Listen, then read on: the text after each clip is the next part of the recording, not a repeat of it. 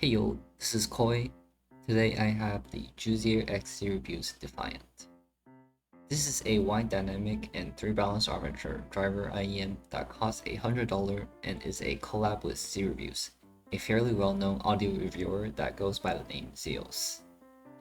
Since this is a loan, I only got the IEM itself and the case, but here's one of the product photos with everything that comes inside. You get the case, the flare cable, 2 sets of silicone ear tip, a foam ear tip, a microfiber cloth, 4.4mm connector, Zeroview's logo stand, and the IM itself. The leather zipper case is decently big and can fit the IM comfortably, but it's not really pocketable. The Defiant has a resin shell design with 2 colorways for the faceplate, a rainbow colored one and an emerald green one. Both faceplates are very cool, but personally I like the rainbow color more, as it goes better with the flare cable that it comes with. The fit and comfort on the Defiant is quite nice.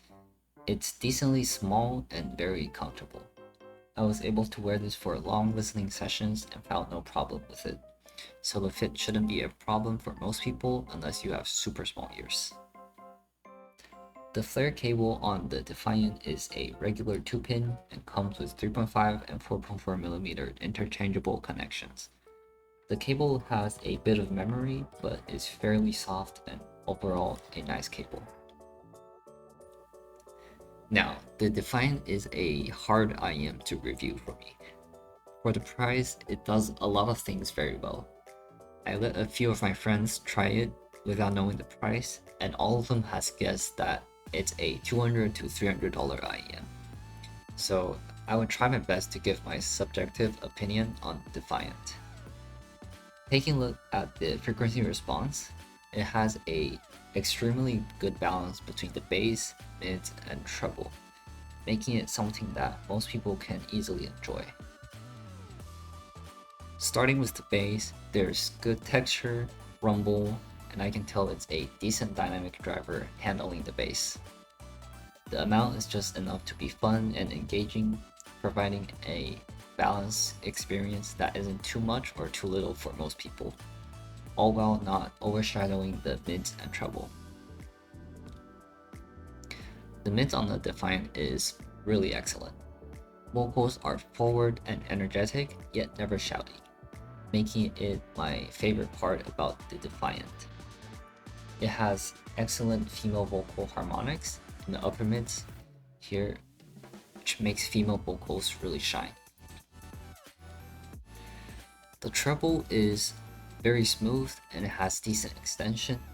It is again just right in my opinion for most people to enjoy. My only complaint is that there's a bit of balanced armature timbre, which can make treble sound smeary to me when listening to violins. But this is really a nitpick and not something that many people will notice unless you listen to a lot of orchestral music. Moving on to technicalities and gaming, the technicalities on the Defiant is about average in the $100 to $200 price range, with good details and resolution, but nothing out of the ordinary. For gaming, the Defiant performs fairly well. It has a decent soundstage and imaging, along with the details and separation, making it very easy to identify different sound cues that goes on in Apex Legends, even in chaotic scenarios. Therefore, it gets 2 controllers for my gaming recommendation. For comparison, the RTD10 Pro at $100 as my favorite planar is a must. To me, the bass trades blows. The T10 Pro has a bit more bass, but uses a planar driver, whereas the Defiant uses a dynamic driver, so it's a bit different from each other. The mid-range is a bit better on the Defiant with better vocal harmonics. The treble is about the same, but the T10 Pro has a bit more air and can come across a bit aggressive sounding. Another one to look at is the Xduoo Odyssey, which is warmer than the Defiant, but is an excellent IM for the price. Personally, The sound on the Defiant is more to my preference, with this forward vocal, along with the same driver configuration on the Defiant and Odyssey. I would pick the Defiant. If we keep going up in price, there's the Juno X Is Audio DaVinci, which again has similar qualities but is bassier than the Defiant, which I kind of dislike about it, as the bass can feel a bit too much sometimes. So again, Defiant is something that I would take over the DaVinci. Going up to $400, there is the Moondrop X Clinical Dusk.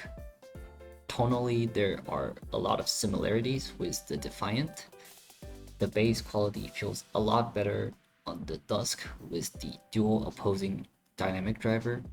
The mids on the Dusk feels more neutral, whereas the Defiant feels more forward.